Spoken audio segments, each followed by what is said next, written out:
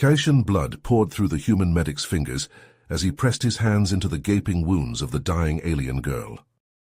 "I remember it like it was yesterday," the grizzled veteran Keith Hunter recounted, his voice gravelly with age and experience. He leaned back in his chair, the dim light of the room casting shadows across his weathered face. "It was during the height of the Caitian-human conflict, a war that had raged for years with no end in sight." Keith's mind drifted back to that pivotal moment, the harsh, unforgiving battlefield on a distant, war-torn planet. The ground was littered with the bodies of fallen soldiers from both sides, the air thick with the stench of death and the cries of the wounded. I was a medic back then, tasked with patching up our wounded and getting them back in the fight. As Keith tended to a critically injured human soldier, his hands slick with blood, he heard a faint cry for help coming from a nearby crater. Investigate, he found a badly wounded Caitian female, her fur matted with blood and her eyes wide with fear. "I knew I should have left her there. Let nature take its course. After all, her kind had killed so many of ours." But something in Keith's heart stirred, a sense of compassion that transcended the hatred and animosity between their species. He looked into her eyes and saw not an enemy, but a living being in desperate need of help.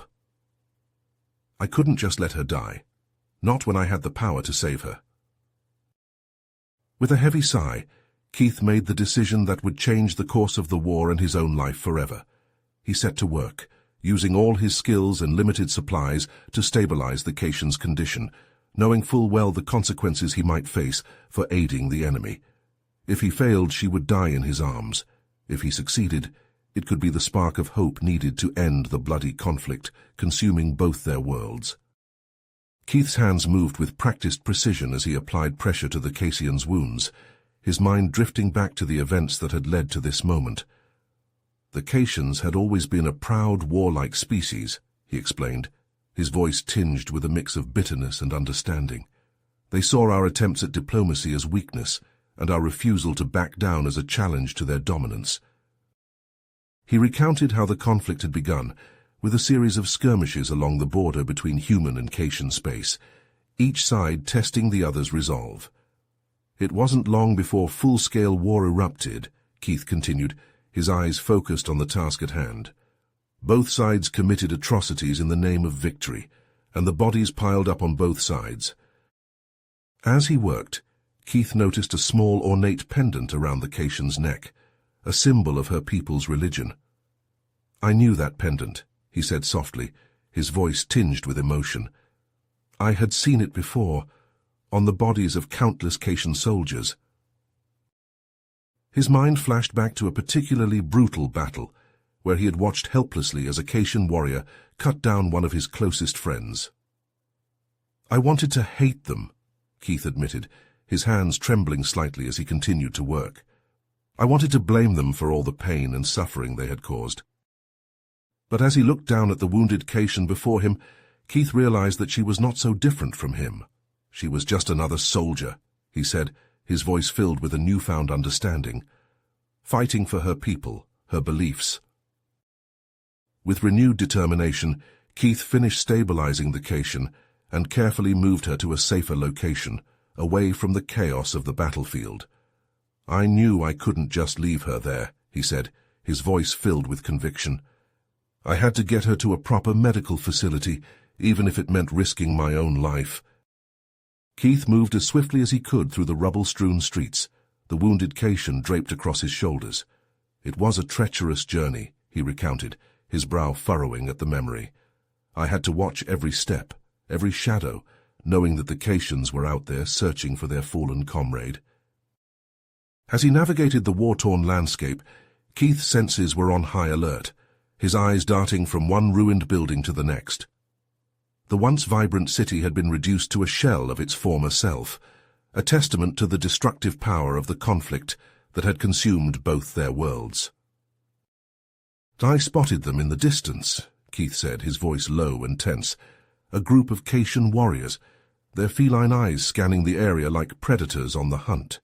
He ducked into a nearby alley, pressing himself against the wall as he held his breath, the wounded Caitian's weight heavy on his shoulders.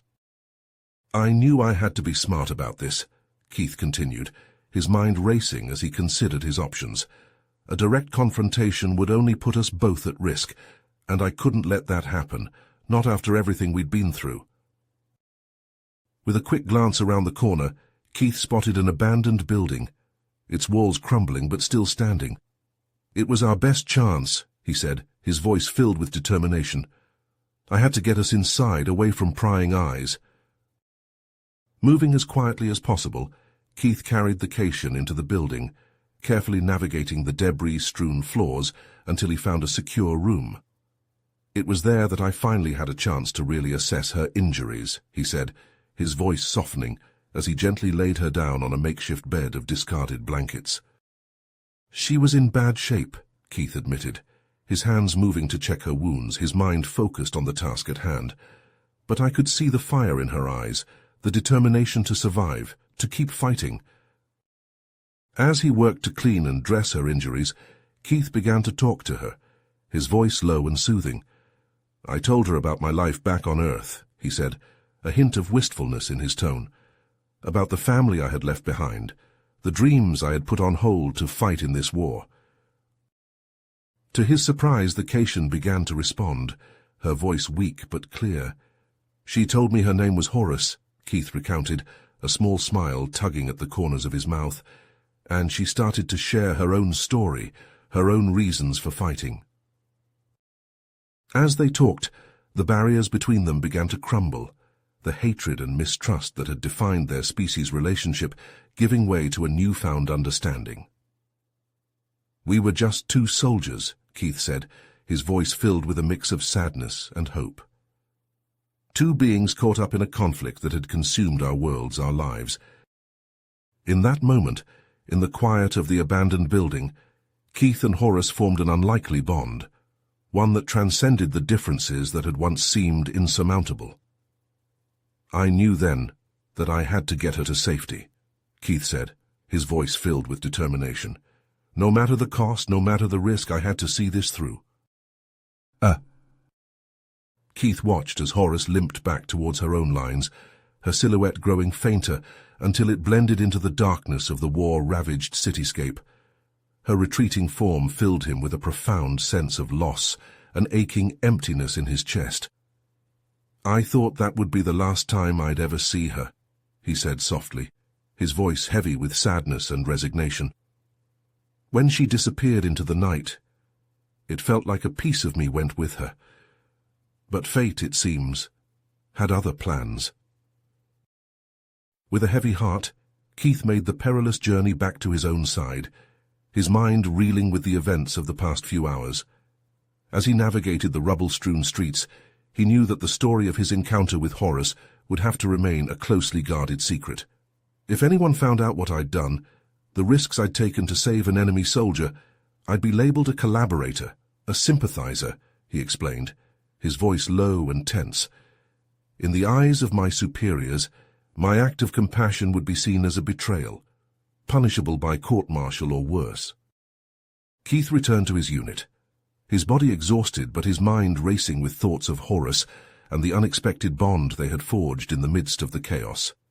As the war raged on around him, he found himself reliving those stolen moments, the quiet conversations and shared stories that had bridged the gap between their species. I couldn't shake the memory of her, no matter how hard I tried, he admitted, his eyes distant. Even as I tended to the wounded and watched my comrades fall, a part of me held on to the hope that somehow someday I might see her again. Years passed, and the scars of the war slowly began to heal. Keith returned to Earth, his body battered but his spirit unbroken.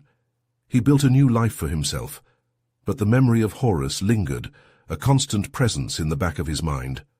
Then, on a day like any other, a message arrived from an unexpected source. It was from her, Keith revealed, his voice thick with emotion.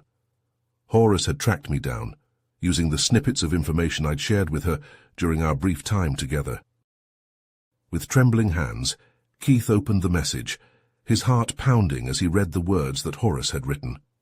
She told me that she'd never forgotten what I'd done for her, that my act of kindness had changed the course of her life, he said, a hint of wonder in his voice. In the years since the war, she'd become a leader among her people, working tirelessly to build bridges between the Caitians and the humans. But the message contained more than just a heartfelt thank you. As Keith read on, his eyes filled with tears, a lump forming in his throat. "Horus told me that her mate Cal had been killed in the final days of the war," he said softly, his voice cracking with emotion. He never knew the role that a human had played in his mate's survival, never knew the debt that Horus felt she owed to me. Keith paused, his gaze distant as he lost himself in the memory. When he spoke again, his voice was barely above a whisper. "She said that she'd named her firstborn son after me," he revealed, a single tear rolling down his weathered cheek. "A tribute," she called it, to the human who had shown her compassion when she needed it most. You have reached the end of the story. If you enjoyed this story and want to support us, please leave a like and subscribe to our channel, and for every comment that says 88, I will heart every single one of them. Thank you for your time.